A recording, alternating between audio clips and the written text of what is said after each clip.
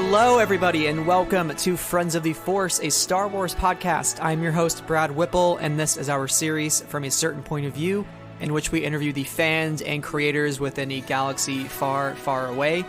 On today's show, I'm very, very happy to welcome back writer and researcher Amy Richau, who I previously had on the podcast back in November when we discussed From a Certain Point of View, The Empire Strikes Back, the book.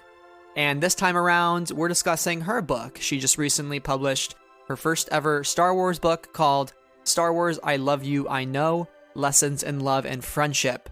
So I'm very excited. This book is just a warmth to my heart. I loved it so, so much. And I'm really excited to talk more with Amy about it. As for Amy's other credits, she also has a lot of her writing on StarWars.com. And she has her own website called 365 Star Wars. So if you're not already supporting her other work, definitely go do so. But I'm very excited to bring this interview to you in light of Valentine's Day because her book is just totally fitting for this holiday. So without further ado, let's jump right to my interview with Amy. So what I told you was true, from a certain point of view. A certain point of view? Luke, you're going to find that many of the truths we cling to depend greatly on our own point of view. Amy, it's been a couple months since you've been on Friends of the Force. Welcome back to the show. Thanks for having me back. It's a whole new year. Yeah, It's a whole the same, but it's a whole new year.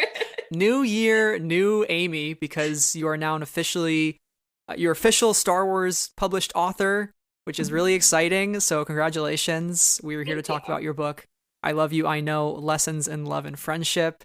This is just I think probably the cutest book I own because like the whole color scheme.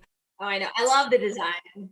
It's just perfect. You got Shmi on the back. I don't think this is the only book I own with Shmi Skywalker on the front. I know, and I had nothing to do with the design. So like, this is just me like being like, but I was so happy. I was happy with the colors because I like that it's like bright and poppy. But yes, then, Shmi is my, Shmi was like a definite like must have in the book.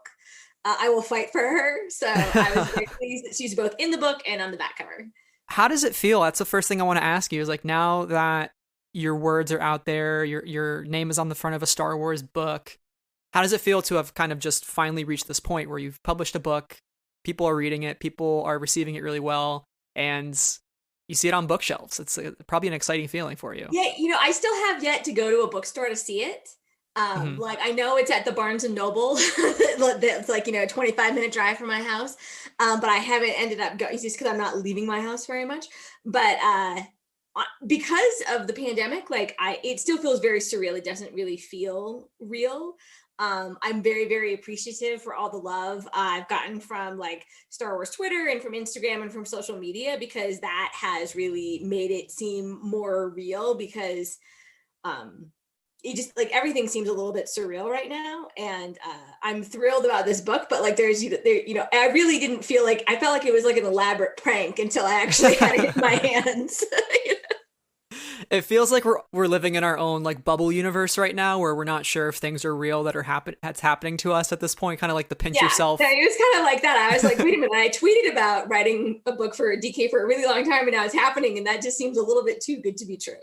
Yeah, well, just again, congratulations. It's a huge accomplishment. You definitely deserved it because, you've been around for quite some time and, you do a lot of great work for 365 Star Wars, and you worked at Lucasfilm before in their film archive. So you've been a Star Wars fan your whole life, pretty much. But yes, I'm a lifer.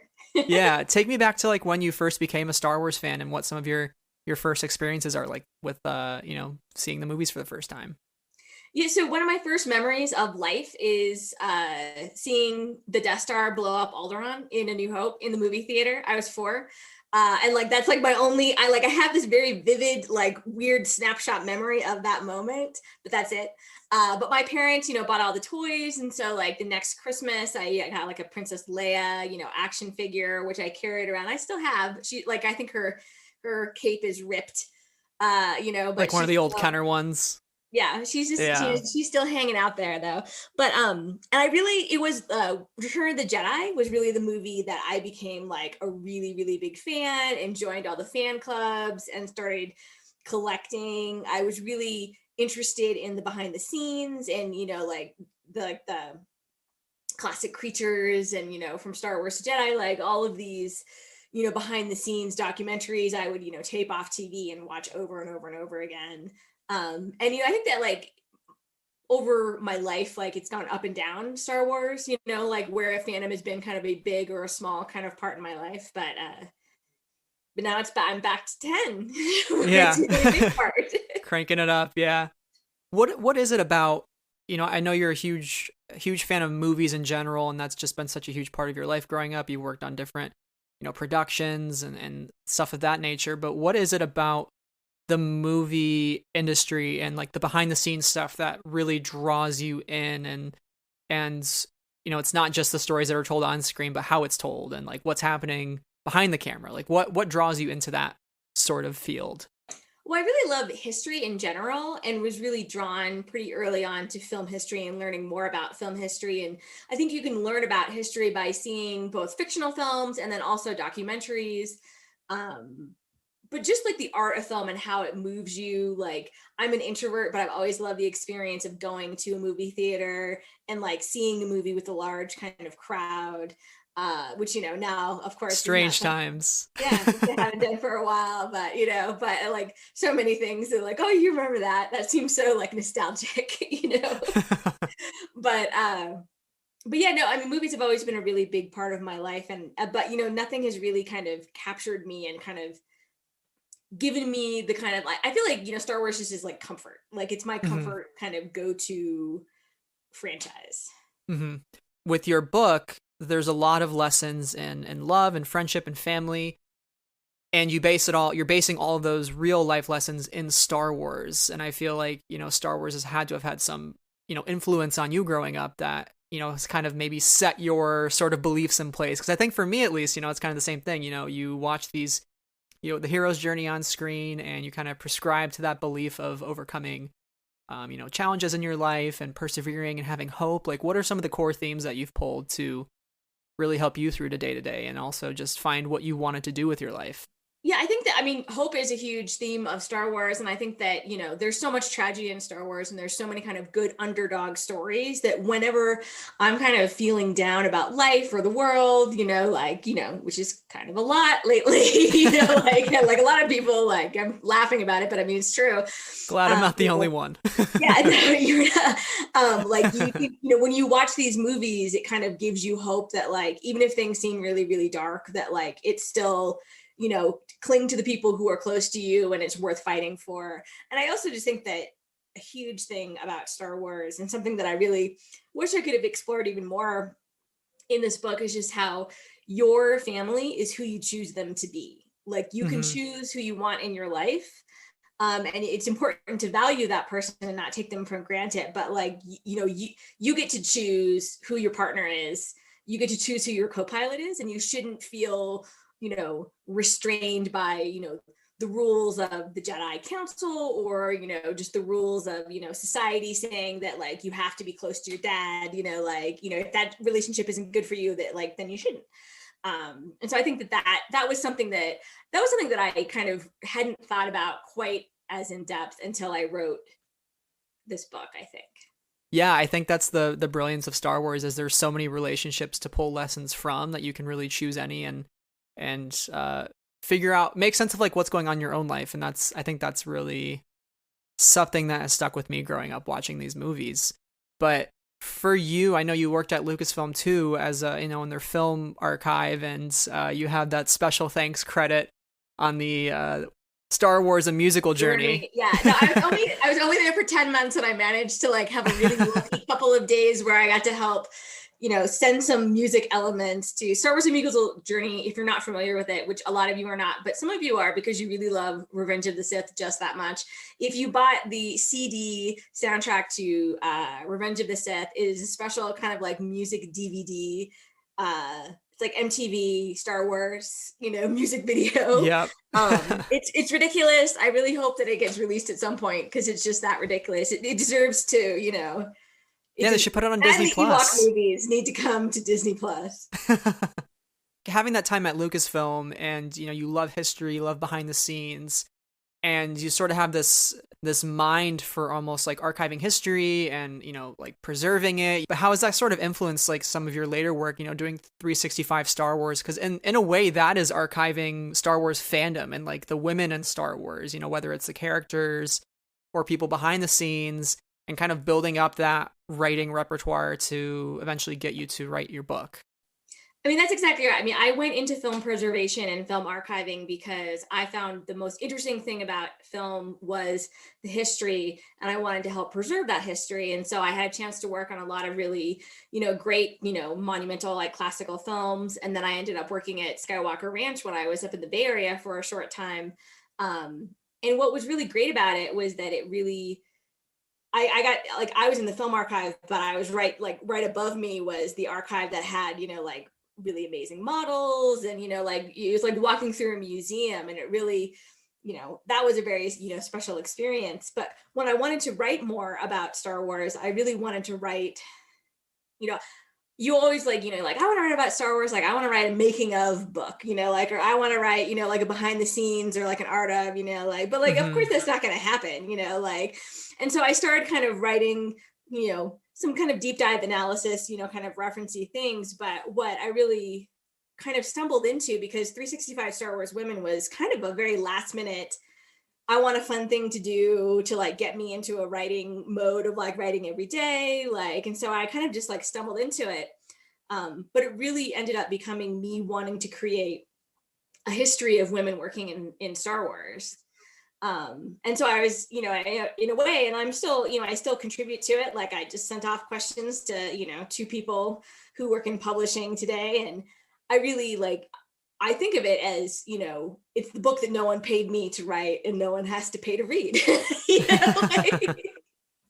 But it's a great project. I mean, I think what you're doing on that site, and if you look through it, there's just so much on there. I mean, you just recently interviewed, was it one of the handmaidens from Rabe, yes. from Phantom Menace? Yeah. So, I mean, you just have so much stuff on there, and I think that's the sort of work that's really valued in the Star Wars fandom, is just kind of that, bringing recognition to the stories or like the characters. When you were on my episode back in November, we talked about Torrin Farr, for Empire Strikes Back, and that's a character that right. I think you've often had such an affinity for, and then who knows what sort of inspiration your, older pieces on her or your passion for her brought to eventually making her appear on page, So you just never know how those things kind of work, but the more attention we bring to those characters, the better, because there's so much Star Wars out there. I'm always like hoping, I think I've actually tweeted at a couple people. I was like, Jon Favreau, like look through these characters of like Legends women, like bring this one back, bring this one back. There's so much to mine for there, and the more we find, the better. What has it been like finally getting to write your book? Like, how did the opportunity come about, and when were you first approached, and was it kind of something that you had to pitch, or what does that process look like? So I basically, I definitely made it known to as many people as I could that I wanted to write nonfiction Star Wars books. And I think that finally, paid off. I think my name kind of got floated about. I'm not exactly sure. I'm pretty sure how it happened, but basically out of the, for me, out of the blue, like one day in last summer, got an email, and I did not come up with the idea for the book. They had a fully formed idea, they had the title, they knew what it was going to be, they knew the format, they even had the different kinds of love, like enduring love, it's complicated, friends and family. But they were like, would you write the text for the book? And I was like, yes, I will. So I'm like, of course. And so it really just kind of, was like the dream email that I feel like I've heard several other people, talk about, where I feel like, it really did feel, it was a really, really great feeling that day that I got that email, because I was like, oh, it's really great when you feel like people take you seriously. And I really feel like some of my favorite content is fan produced content. And so I really like it anytime anyone can jump from passion, I write this, I podcast this, I have this video because it's passion, and then when you can jump to like more paid stuff, I really cheer when everyone else can do it. And so it's been it was really amazing that last year was the year that it happened for me. Yeah, and it makes that feel more accessible too, right? It's not like you have to you don't have to have like all of these enormous accomplishments in your life to like reach some sort of ability to publish. Like you can really like, have a blog or have a podcast, like you're saying, and like get into the room where that happens and like, put your passions for Star Wars on the page or like on the screen. And we see that increasingly with like filmmakers too, which is great, I don't have a huge Twitter following. I don't have a huge social media following. Like my website doesn't get, the kind of views that like, YouTube, the big like YouTube, or even like big podcasts get. But, it just was a matter of, I think that I kind of found a niche. And I think when you can have a project that people kind of know of, because like now I think people just think of me as like, oh, you're that 365 person, like, but that's really helpful. Like that, like, if people can remember you at all, like that's success. Yeah. And I think pretty much, I feel like everybody knows about that site and just the great work that you're doing over there. But when you get to actually writing the book, and I know you said the idea is kind of, informally fleshed out, kind of what sorts of love you're going to be looking at or what sorts of relationships. How do you actually come about choosing who you want to feature in the book and like sorting through all the different types of relationships in the Star Wars universe? Because as we know, there's, so many movies, so many TV shows, like that would be so hard for me to pick. I can never barely keep my top Star Wars movies together, my top 5, let alone, all of the different relationships, both, canon or kind of non-explicitly mentioned, head canon relationships too. Yeah, it was one of the best parts of the project. It was a part that had to happen extremely quickly because of the deadline. And it was really, really hard, but it was also like really great. A lot of DK books, authors don't get to choose, like they don't get to pitch like who would the pairs be in some cases. And so I felt very lucky that I was able to do that. They told me they wanted it to be film heavy, which at first I was sad about because I wanted there to be more animation in it, but really like that did in the end make it easier because there are just so many pairs that I could pick. I really wanted to highlight Solo and Rogue One because I love those films and I feel like they don't have as much love in some of the other kind of main Star Wars things. But I did want every film, every 11 film, I wanted people who loved all of those films to feel like there was a relationship in it kind of specifically for them. But then I also, you think about friends and you're like, okay, I want like, 2 women that are friends, 2 men that are friends, a woman and man that are a friend, like, a person and a droid to be a friend, like a person and a, non-human to be a friend, like I really was trying to, I wanted people who were older and people who were younger and, moms and dads and, the list is completely, it explodes. And I mean, I had a list of, probably 30, 40, 50. I know I had way more than 30 because I was able to pitch 30 and I think I wrote for 30 just so they would have, some to, in case they had to pull one for one reason, or in some cases the lessons would become, they were so similar that you ended up kind of switching them out for somebody else because you wanted it to be, the focus of the book is the lessons. When you look at the table of contents, it doesn't say Han and Leia, or Han and Kira, Han and Chewie. Right. It's the lesson. And so I think that kind of, is a nice way of highlighting that, like it's a little bit about the pair, but it's also, for that pair, for that particular time, here's a little bit of a lesson in like how you can connect to it. Because, with Ahsoka and Anakin, the lesson was about when she left the Jedi Order, like, but their relationship was obviously huge. And so I could have pulled different lessons from different parts of their journey because they are, they're that great of a pair that like right. You could have said all kinds of things. Were there any pairings that really challenged you to write about that you sort of thought about in your head initially? You thought of the 2 characters and then like when you actually got to, your keyboard and you start to write about it, you're like, oh, this is actually like kind of tough. This is not something, I've had to really write about before, but now it's like almost challenging you in a way to rethink that pairing or maybe differently than you've thought before. Were there any that kind of struck you in that way?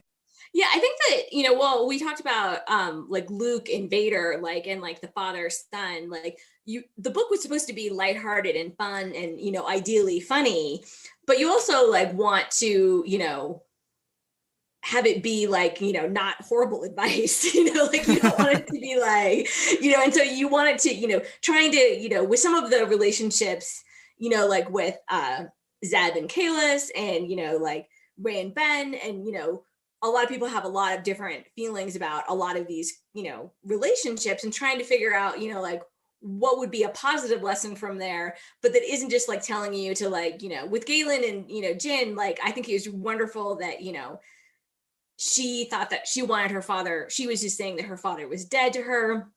She felt that relationship was gone. And then she opened up her heart to like kind of have that reconnection. But like, that's not going to be the right move for everybody. And so, trying to kind of, have it be a hopeful book, but also like have it be a book that, also respects that there are boundaries. And, there are some relationships. I mean, and I guess Anakin and Obi-Wan is a good example of it. They're like, there are just some relationships that aren't gonna work.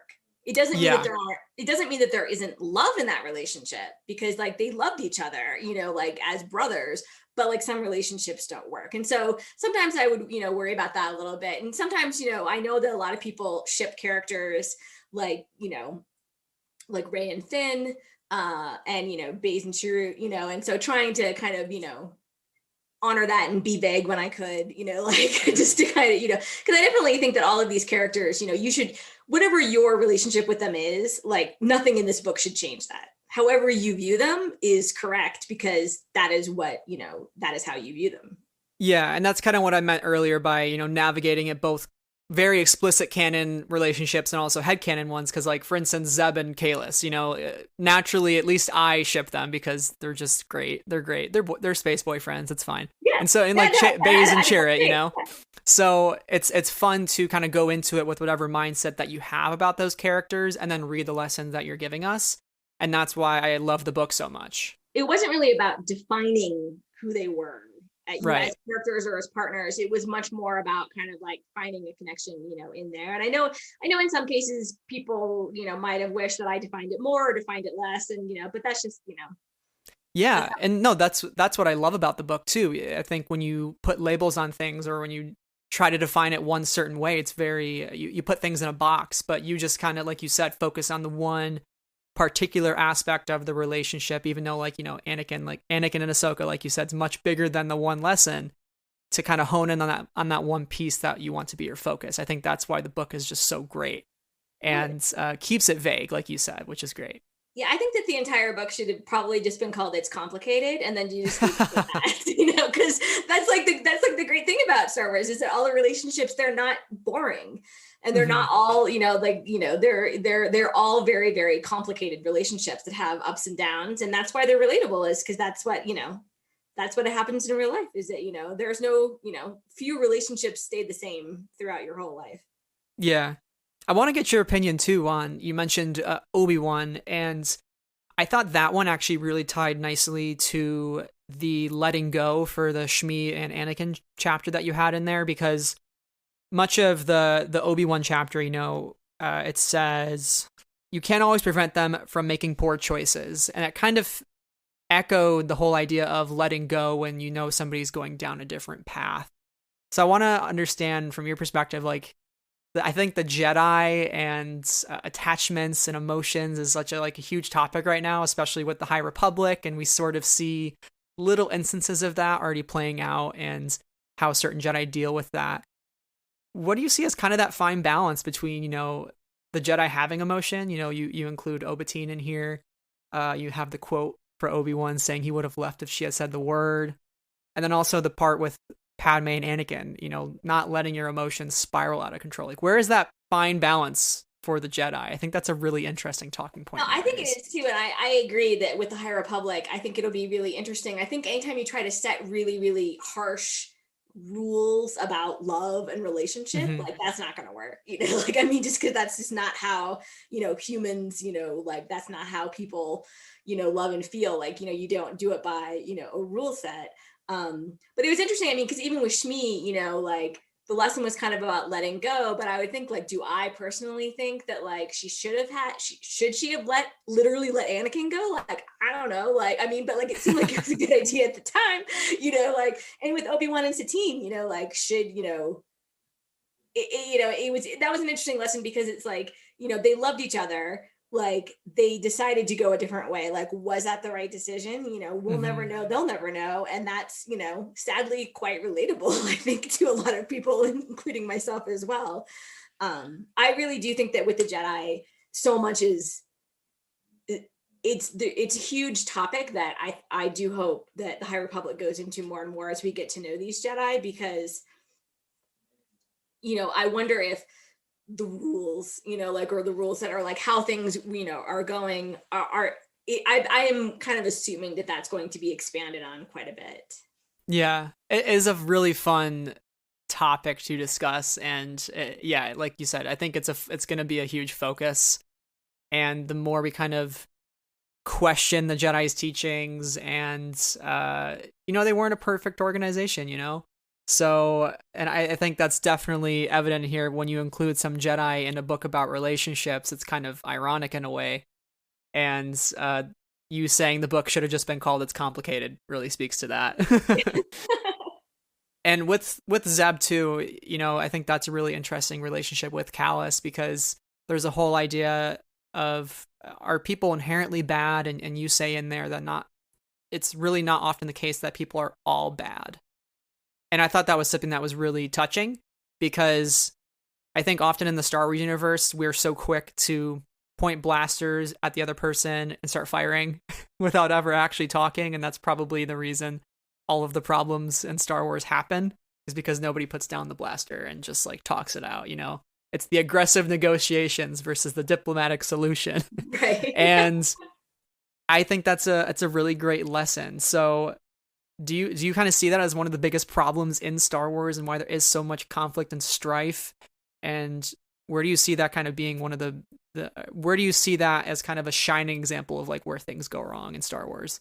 I think it's interesting because, it's like, there are some, I think that it's, everyone should have lines in the sand that they're not going to cross, and be like, no, like if you, are with the Empire, like, I'm not going to be your friend, like that, I think it's healthy to have boundaries, and, like, I understand why, like there are two sides, and when you're at war, obviously there's going to be conflict. I think with Kallus, I really wish that we could have seen more of his journey, and like when he went over to, the rebels, kind of like I wish we could have seen more scenes between them to flesh it out, because I think it was interesting that, those two characters clearly had such a great bond that was away from that conflict. And I think it's great when characters, can have that, but I think it's also kind of, again, it's like, what feels good to, to you. Like Zeb didn't immediately trust Kallus, but like, we let someone a little bit, and like, as long as it's feeling like a good,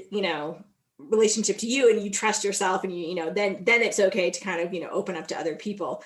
But it is, I mean, it's one of these things where with relationships that I think that you have to kind of, trust your gut, and not like let other people dictate, who is going to be, your buddy, your co-pilot, whatever. Yeah, and also just not be so quick to judge other people, right? Because for Kallus, for so long, we don't know that he's secretly a rebel spy, so you just don't know what somebody else is going through on a daily basis. And I think that chapter was nice, Yeah, exactly. Like, I mean, everyone has a story, and everyone's story is important. Yeah, absolutely. And, obviously there are some people who you can't judge right away. And, those are very extreme examples, like, maybe a Palpatine, or maybe a Snoke. With, like, for instance, the Disney acquisition, ever since Disney acquired Lucasfilm, I feel like there have been so many more stories, at least to my Star Wars knowledge, of really portraying the other side of, the Empire.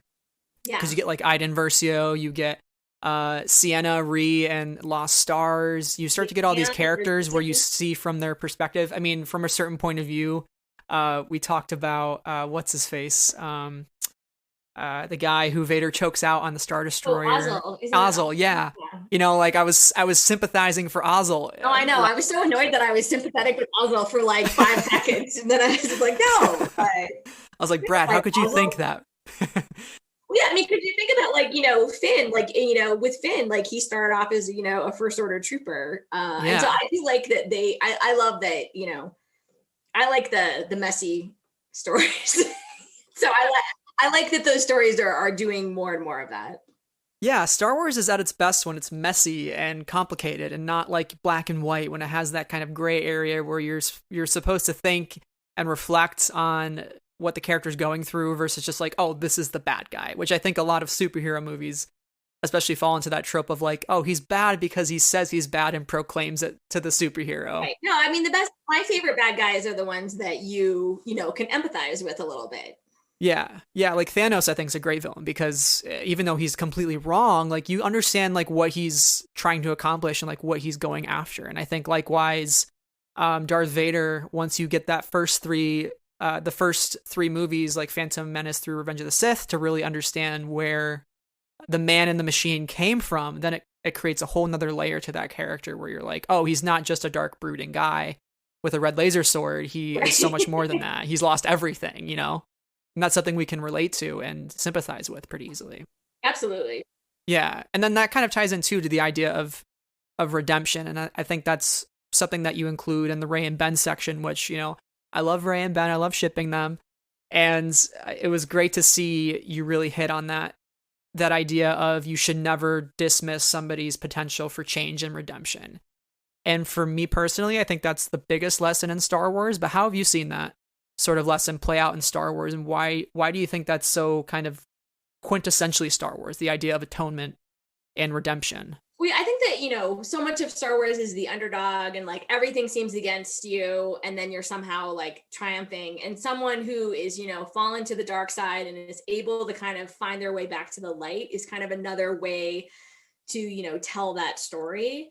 And I love Rey and Ben, and I love that, you know, we got to see some of Ben like in The Rise of Skywalker. And so, you know, this lesson is really kind of heavily tied to like, how did we get to the point where, you know, it was a Rey and Ben, you know, for even, it's just obviously just a short time, but like, how did they get to that point? And I thought that, you know, I love Rey as a character, and I love that, like, I felt like she was kind of like, you know, don't tell me how to feel about this, you know, Kylo Ren or Ben. Like, she was going to feel however she wanted to. And if she was the only one that felt that way, that was fine. And so I think that was kind of about, you know, her trusting her gut and, you know, staying open to a connection that, you know, didn't start off, you know, in a relationship that didn't start, you know, they started off on, you know, obviously like very different paths. I think that literally is what it says in the book. But, you know, I'm like, oh, I've memorized it. But yeah, no, I mean, that was a really, you know, I think that I was really happy that they were in the book. I still hope that somehow we, you know, get more stories with them. Yeah. And I really do think, you know, just that open-mindedness, like you said, you know, even with Padme, you know, her dying words they're still good. I know that, you know, and Rey never kind of gives up on Ben Solo. She knows he's in there somewhere. She's seen the vision. Even Leia kind of dismisses his potential to come back. You know, she says they took our son. He's gone. I think Han kind of wavers on that a little bit, and you know, realizes when he has his son take off the mask and Starkiller Base, that's kind of the armor slowly getting cracked away. So I love those kinds of stories in Star Wars because I think we all go through things in our life where we mess up, we make a mistake. Maybe not as severe as Kylo Ren's mistakes, but it's fictional and it's not always a one-to-one comparison, but the lesson is what's the important part, you know? Yeah, and I think that, you know, even, you know, with Han and Leia, like, you know, kind of like the classic romance, like it was rocky. Mm-hmm. Like there was good and there was bad, and that is very, you know, like characters felt very, very different ways, you know, around them. Like there are very few characters that, I mean, I think that Baze, I'm like staring at Baze and Shirt's like Funko Pops, like they're like in my line of set over there. I was like, they're one of like that, like they and like Kanan and Hera, I'm like gonna do some weird, you know, Canera, it's not like whatever I was gonna Canera, say. But, yes. Like those two relationships I felt like were super, super solid throughout the entire story, but most of them are not like that. Mm-hmm. Yeah, no, absolutely. And I think that's what makes some of those characters arcs, that's why we go back to watching them, right? Is because it's that complication, it's that trying to unravel it and make sense of it. Versus kind of being told what we're meant to think. There's a lot of ambiguity there in Star Wars with certain relationships, and I think that's the fun part, for sure. Are there any pairings or that didn't make it into the book or relationships, whether it be friendship, family, romantic relationships that still mean a lot to you in Star Wars outside of what was included? Oh my gosh, there's so many. Like there's so many from animation that I would have loved to have included. I really was sad that Cassian wasn't in there. Like I had him like, Cassian Jin and Cassian in K2SO, but there was like so much Rogue One and I don't know. I keep on like joking that like I was like, hire me to write a sequel. They're really like there could have been so many more. I'm like gonna blank on like now specifics, but like I didn't get to go into like the Mandalorian at all. Because I think that they, that's a story, currently being told. But right. But yeah, I wanted like Bail and Leia, like because I love that relationship. But like there was already so much Leia in there, and like that was kind of there's a lot of Han in there, but like Han and Lando, Han and Kira, like, I was like, I gotta have those. And so like, but like, I would have loved to have like, like Lando and L3. Yeah. Like, there's so many good ones when you think about it. God, no, it's ridiculous. Yeah. Like, Kylo and Hux, like they were probably a little bit too close to the destructive relationship of Anakin and Death Star. That's a whole nother section that would have had to be included. Destructive relationships. I could do a book about like poor working relationships. Listen, I love Jin and Cassian, by the way, that you bring them up. I love them so much. I think that the growth that they experience in that movie of kind of butting heads the entire time, and then at the end kind of understand like a mutual understanding of each other and like where they've come from, what they've been through, it just like in that singular moment is really, I cry so much every single time. It ruins me. Yeah. Rogue One is like one of my I think it might be my favorite of the Disney Star Wars movies. Like it to me, it is like a near perfect film. Yeah. Are you excited for the Cassian series, by the way? Yes. Oh, yes, absolutely. Yeah. What are you hoping to see out of that or see explored through that character?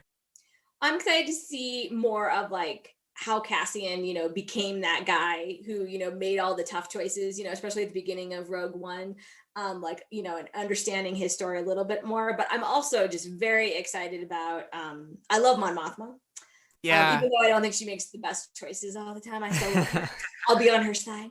But, and I really would have loved to like have, I would love to have more Mon Mothma content where I feel like she could have been in this book, because I really love Mon Mothma, but I was like, I'm not sure like, who I would have paired her with, because I feel like she's, she doesn't have a lot of relationships with just one other person.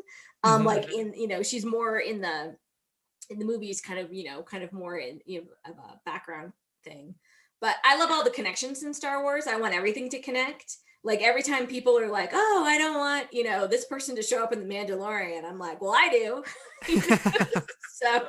So there. Yeah. I love people showing up. It always depends for me, but more times than not, I do love appearances. So I'm really pulling for Jimmy Schmitz to show up in Cassian. But yeah, maybe you could pair Mon Mothma with democracy. She loves she loves building governments, and saving democracy. So I think that's an important lesson. One of my final questions here and talking points is something that's always stuck with me is a George Lucas quote. And this was at the Chicago Ideas Festival. And he was talking about the idea of Star Wars and really what it is at the end of the day. And he says, don't kill people and be compassionate. Love people. That's basically all Star Wars is.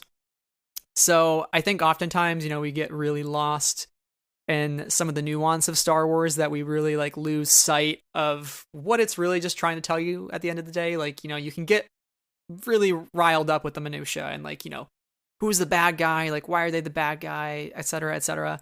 Who's the good guys? Are they the good guys? But really it's just like love people, be compassionate, throw down your laser sword instead of fighting your dad and love your dad instead, instead of killing him. And that's what Luke does, and I think that's why Luke makes such a bold choice in the original trilogy. But does this quote resonate with you at all from George? And do you kind of feel like what he's saying is truly the true essence of Star Wars?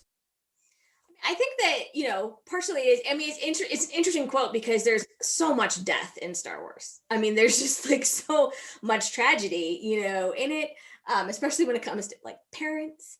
Yeah. And people's true loves.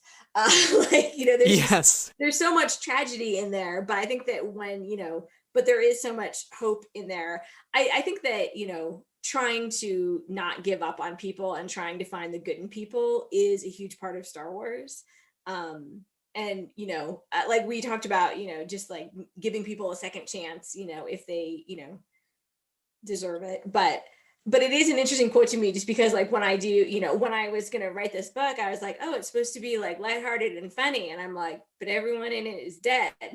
And I'm like, but you're not concentrating on that part. You're concentrating on like the lighter moments in their lives. But yeah, it's tough. I do think that, believing that even the person who is in the darkest point can be pulled out of it, and that there, there isn't a lot of atonement in Star Wars. There isn't a lot of of acknowledging that people did wrong and like seeing them go through that journey. I think that would be a great, great for future stories. But I do think that, it is a huge theme of Star Wars, just to kind of, believe that someone can change. Yeah, I really want more stories of atonement in Star Wars as well. I hope maybe we get that in the High Republic. I think in a publishing medium, it's a lot easier to tell more of those like complex stories over a longer period of time and have more, not have necessarily the constraints of the box office and like, budgets and all that kind of stuff. How many more films can we make? It's like books, you can just make as many books as you want and publish them, and it's great and it's fun. We all will read them.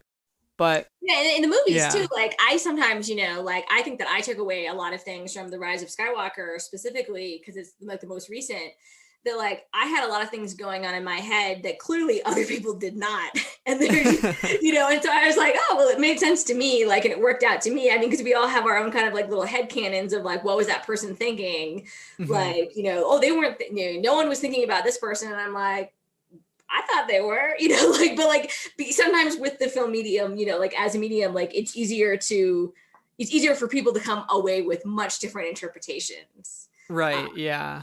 And I especially love the story of like Zuko and Avatar: The Last Airbender, speaking of atonement as well. So I think there's a lot of great stories to tell. And yeah, like you said, just giving people a second chance, because if you get too lost in the details, Star Wars isn't telling you who's good or who's bad. It's just telling you to, like you said, like look at the choices that people have made or that you've maybe made, like reconsider your path and see if you can find yourself back on the right path or help others get on that path as well. I think that's kind of even the point.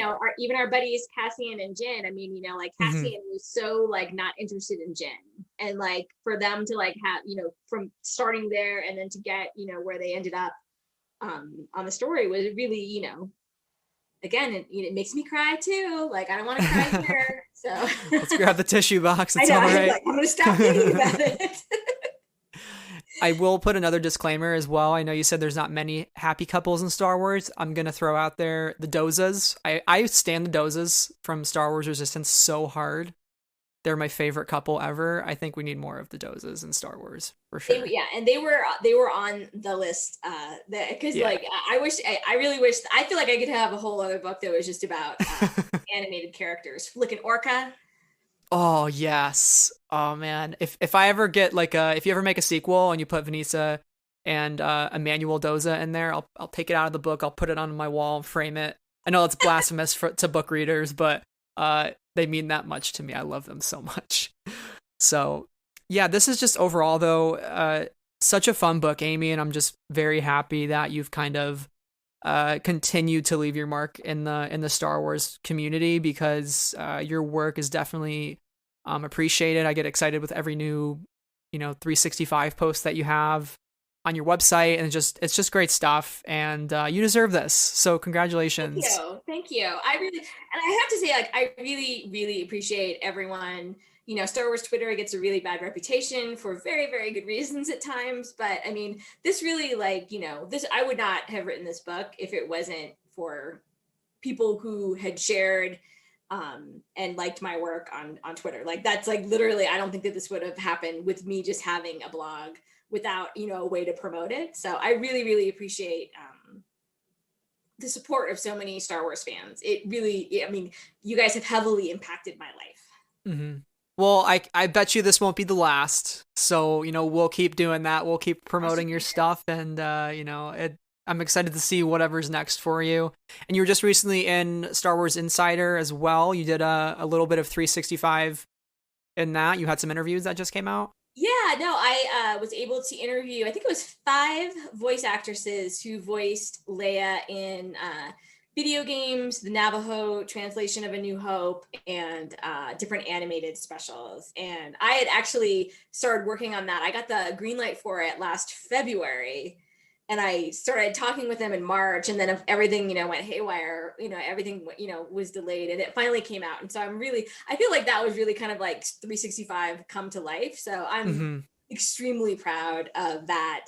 And that's an issue number 200. And I also got to interview Charles Soule, which was amazing, about his whole kind of career writing in Star Wars. Do you ever hope that maybe you can turn 365 into some sort of published work? Is that something that you've always, you know, as you've done this project and kind of turned it into something even more serious throughout the last couple of years, is that something that you would love to do at some point? Yeah, no, I mean, I would love to be able to, you know, to do more of this. I certainly would like to get paid for it more. So. I just have a couple really quick rapid fire questions, but do you have a dream interview for 365 that you haven't done yet? Okay. I'm going to tell you, I told Sky Talkers this when I was talking with them. My current dream interview is to interview Sofia Coppola about her experience as a handmaiden on The Phantom Menace.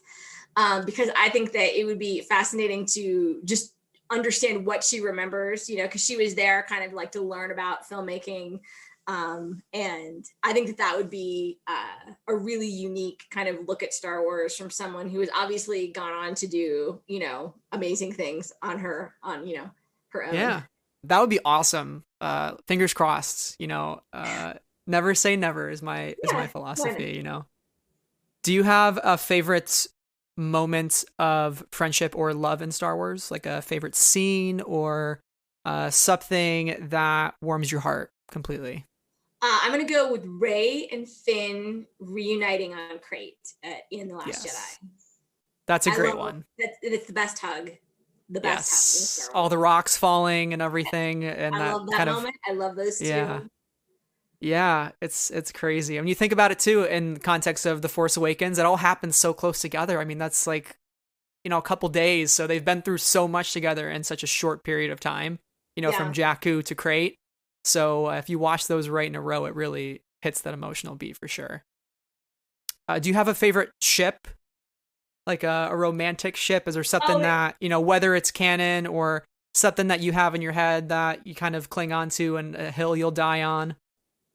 It's Obi-Wan and Satine for sure. Like, no question. I'm all about the forbidden love. Like, that's it. That's like a, you know, so there's a lot of us online and I am an Obi-Teen stan. So. Yes. Absolutely. Have you read the Clone Wars anthology? Yes. That Obi-Wan chapter, lots of Satine Obi-Wan content in that. One of the better things that I've read in recent years. What makes me very happy is that the actress who voiced Satine, Anna Graves, she was one of the people who I interviewed for that Star Wars Insider thing, and she's just very, very nice. And she's like sent me like images of Satine and wrote "Thank you, Amy" on it, and I'm like, "Oh, Satine!" You know, like I'm friends with Satine. I love that. That's awesome. What are you most excited for in Star Wars right now? So whether it's books, TV, any future movie projects that have been announced? So I am excited about Andor and Kenobi. I'm really excited about both of those. But I have to say that I am completely obsessed about the idea of the Acolyte. And so I think, and especially because I like the idea of it, I like the people behind it, and I like the time period, and I like that I don't really know very much about it. So I'm going to go with the Acolyte. Yeah, I think that's going to be the Star Wars dark horse for sure these next couple years. We just don't know much about it. I don't think we're going to learn much about it, and it's just going to hit us like a truck in the best way possible. That's my hope for it. Leslie Headland too is great, so we're very lucky. And my last question for you is, what does Star Wars mean to you? I think, I think hope and, love. And I think that, hope, love, and pew pew, like those three things. Please put that on a shirt. I- That was awesome. Well, Amy, thank you so much. It was such a pleasure to have you back on Friends of the Force. You're always welcome here. Hopefully, we'll have you again on in the future when you write your next book. And in the meantime, where can our listeners find you online? What do you got coming up that you want to promote and all that good stuff? Yeah, so my website's 365starwars.com. On Instagram, 365 Wars. On Twitter, the 365_Star Wars, but I'm much more active just on my personal account at Amy Richau. I'm still contributing to the official Star Wars site, starwars.com, and Star Wars Insider. And, I have some fun kind of, passion, projects coming. I'm hoping to write a lot about the Lucasfilm 50th anniversary, because I'm excited about that. I love all those movies. I grew up with them. And so I'm excited to do some stuff there. Probably just on 365 Star Wars, because I hate pitching. But someone should be, if you're listening and you want to pay me, I'll you should pay me to write it. But and then hopefully book number 2 at some point. Yeah. Well, that is awesome. Well, thank you once again. Such a pleasure. And until next time, may the Force be with you, Amy. Hey, everybody. Thank you so much for listening to my interview with Amy. Make sure if you enjoyed this episode to go ahead and leave a 5-star written review if you'd be so kind, or share this episode on your social media. Speaking of which, you can find us on Twitter, Instagram, and YouTube. You can also join our Patreon at patreon.com/Friends of the Force, where we have some pretty fun episodes coming up on there. Thank you to our current patrons, Anna, Brian, Cheryl, Deborah, Donnie, Elegy, Jessi, Heroes of the Galaxy, Knights of Ren, Levi, Lindsay, Marie Claire, Neil, Rachel, Sarah, and T. So that is it for this episode. Thank you all again so much for listening, and until next time, may the Force be with you always.